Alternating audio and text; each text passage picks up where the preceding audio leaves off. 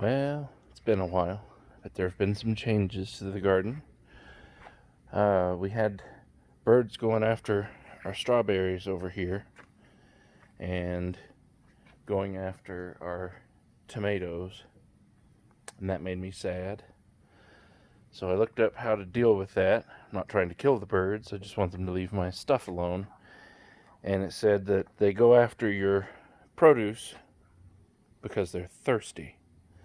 And they said the solution to that is to give them water, which, makes sense if you're going to be nice to them. So we did. We got them a bird bath. And it has a little solar fountain in it that's not activated because the sun doesn't touch this area till about 2 o'clock. But when that goes off, it sprays all the water out the side, and I have to come out and refill it. But we'll have birds come. They land on the rocks. The rocks are to keep the fountain in the center to reduce the amount of water that flies away. But the birds will land on the rocks and take a little drink. We've had 2 or 3 of them out at the same time.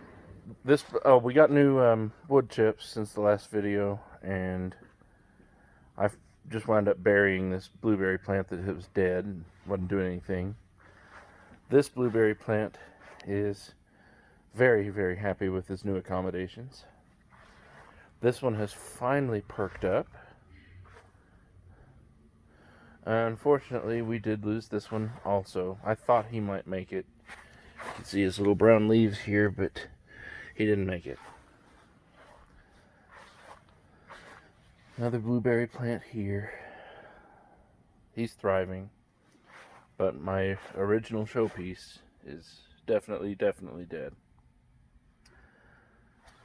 Peppers are still growing.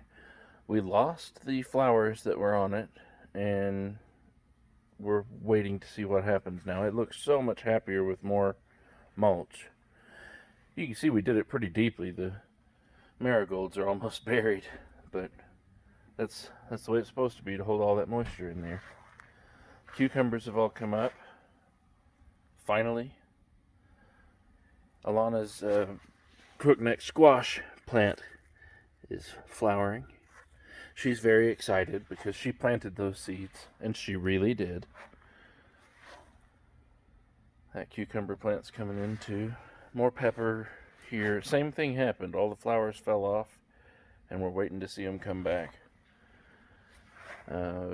Basil is just growing very slowly because of the shade. I've got a whole redesign planned for next year. This garden's going to not look anything like this. My tomatoes. This is an unbelievable cluster of tomatoes down here. Look at all this mess. And deep inside there are a couple of ripening tomatoes. They're turning red. It's hard to see whether they're ready or not because they're so far in there. But I'll check on them about noontime.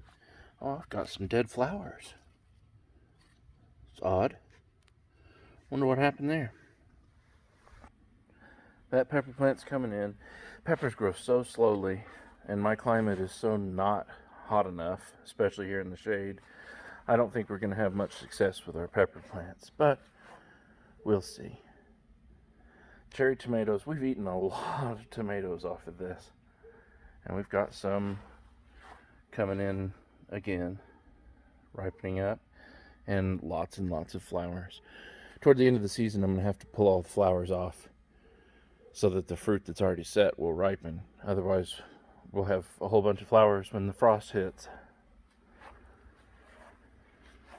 Oh, my pea plant. How are you doing, little guy? This is not producing well. It's way past its season, and I haven't ripped it out. I just want to see what would happen. But it produced a few pods. Again, it's in the shade. Not a good location. Romas are starting to ripen. I've got one blushing, 2 of them ripening up, a whole bunch setting. There are still flowers. I've never grown a determinate variety before, so that's kind of interesting to watch. Another pepper plant.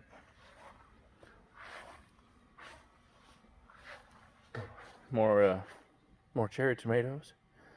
I've had to really fight with these to keep all the foliage inside. It really wants to sprawl out all over the place. You keep pulling it back in. You know, if you can, you pull it back in and tuck it up on the one higher. It'll all stay in there. I guess here's an opportunity for that. This one here. I've never done this one-handed. There you go. And it stays in. I'll do it up here too. Gives it the best chance of growing vertically. More peppers. This is another beefsteak plant, but it's not doing much. I mean, it's got fruit on it, but nothing like that other one does. These carrots did come up. They're all quite happy. Ow. Once they come up through the top of the hardware cloth, I'm going to take it off and push the wood chips back in to keep everything moist. I've been watering it. Eventually it'll look like these. These are 3 weeks older than those, so won't be long. I didn't have these plants marked, but these were ones I did from seed. All the other plants came from the nursery. Starting to get curl on the edges of the leaves. Wonder if they need water. No. I don't like it. But look at the size. Look at the size of these stalks next to my thumb. There's my thumb next to the stem. It's just an enormous stem. This one is too. They must be beefsteak. Their flowers are huge. Here are the San Marzanos. Oh, well, there's the sage. It's really starting to bush out. San Marzanos over here. I've got one. There he is. Oh, there's another one back there too. They're coming in. I'm so happy. These make the best lasagna sauce. Pasta sauce. This zucchini is just getting out of control. Lots of open flowers.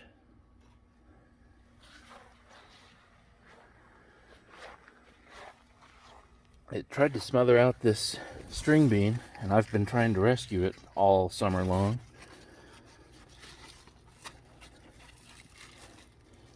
But it's fighting for its life. Keeps climbing up above the leaf line.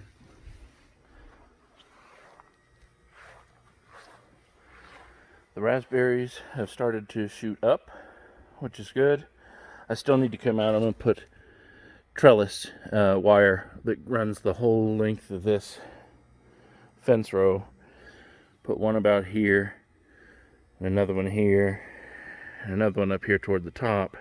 And you just kind of wind it, snake it through the 3 tiers to hold it in place, so the canes won't flop over in the grass or anything. I don't care if they lean on the fence. Let's see, my potatoes have come up, or at least one has. But there was that one that was chitted, and the rest of them haven't, or hadn't when I planted them. So they may never come up. This may be my only one, or they could just be behind. The watermelons I started have come up again, and they actually have leaves now. So we'll see. Again, it's so late in the season, we probably won't get any fruit, but I'm trying. We'll see what happens. I have a new row of carrots that I sowed on July 14th. They're already coming up. Oh, my wood chips. Yeah, I had a huge delivery of wood chips. We're getting all this. I'll get this all covered up on Saturday and laid over. So I'm gonna put. We had moving paper left over from our move when we unpacked. I'm gonna dig the rocks back, put the paper down, and put it over the top of the grass. Then I'll put the rocks back on top of the paper on that side, and the wood chips on the paper on this side, and smother all that stuff down with the paper. It'll give it a nice looking edge, like here. You can't, this is where I tried it out. So it really does work. They just have to do it. I don't want to. It's a lot of work. But anyway, the rest of these wood chips are very thick. You can see how thick they are over here. All the way down to the base of that tree. And you can't even see the ground because I've got it a little covered. But it's really built up. Let's see if I can get some perspective. So this is the base of the tree. That's how deep it is.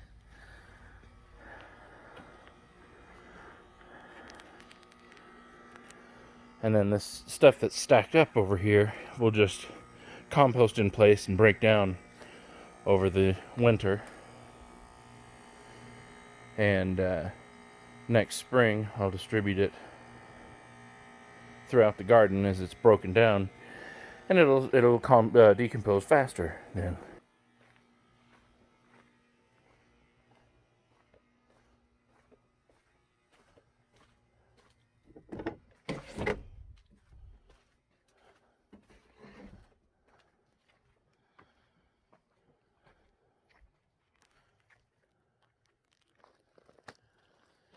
Here's our lemongrass patch. That's a lot of lemongrass. So our gutter system comes down, all the rain comes through here, and it comes up to a pipe that's buried underneath this sidewalk, and it gets distributed to right here and waters this lemongrass. It's supposed to be a tropical, like, swamp plant, and that's the closest we could do here in the desert. And it's growing, so it seems to be working. I'm happy with that. So you got blackberries. All of them are happy except for that one over here that died. But everything else has really started taking off. And that makes me happy. And then this one over here is the one that died. And even it has green leaves. I don't know what's happening. Can you see them?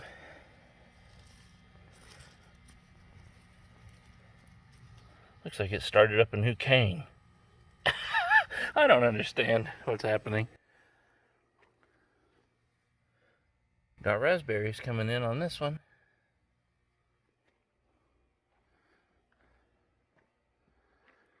And this one too. They're starting to ripen. So cool.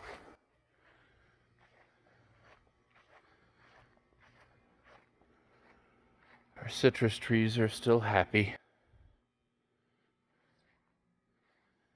It's getting to the point though we're gonna have to move them inside. It's starting to cool off at night. Yeah.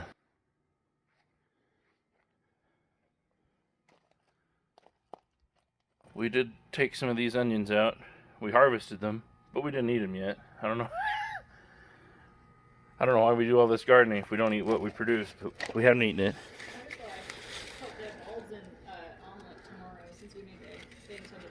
Yeah, that sounds good. And then the tops we can put on top of any kind of thing. Yeah.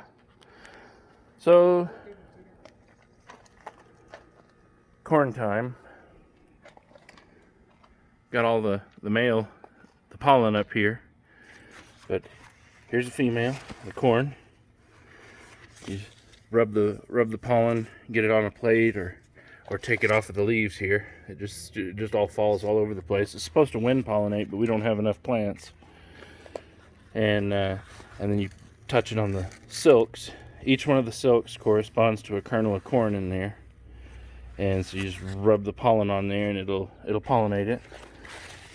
So we got another ear there. We're getting some corn. Here's another silk. Here's another silk. So we've got at least 4 ears.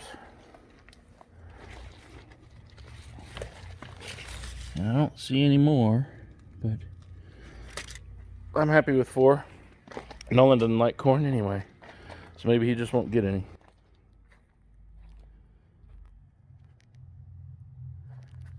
Rosemary's happy. I've been using this stuff on whatever meat we can find from the grocery store these days, which is still in low supply. The mint is extremely happy. It's supposed to be a perennial. I don't know if it'll be a perennial in my zone in a pot. We'll see. The thyme, I never did trim it. It's not looking happy. We'll see what happens. The nasturtiums never produced any flowers, but I love how pretty these variegated leaves are. I just think they're beautiful. So I don't care if we get any flowers or not. Green stalk. I had to take this thing apart because one of the tiers had a clog in the bottom. The perlite and vermiculite had clogged one of the drain holes, and so it just turned it into a bog, and nothing down below it was getting any water. So that was this planter here, which I have since ripped everything out because it drowned and died, and resown with spinach. Yeah, it's already time for your fall garden, or mine.